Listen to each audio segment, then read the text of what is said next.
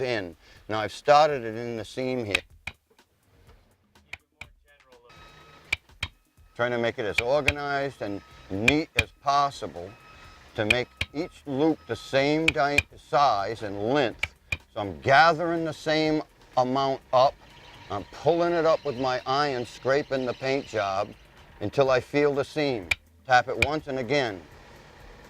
You try to make everything you do like this rhythmic if you can, because rhythmic allows you to be able to coordinate one hand with the other.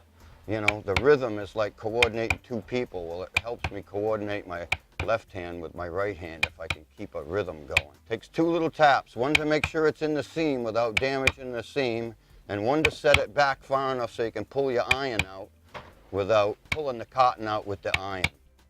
Rhythmic.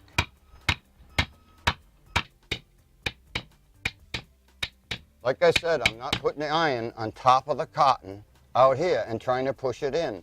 The cotton would be alongside the iron on both sides. It'd make a mess of the seams. I could miss the seams. What I'm doing is I've got the iron behind the cotton. I sneak up on it a little bit. You can see it sucking the cotton down in front of the iron. The part that the iron's not even touching. Yeah.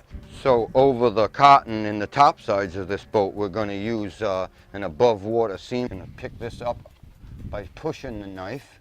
That's the way to clean it up, not by pulling the knife. Strike the seam with some seam compound, and you can see I got a little reservoir in front of the knife, and I'm going right down, and I'm applying enough pressure so that it raises up behind the knife, and you can see that little bead there on the seam right there where it raised up. That means that the seam is full.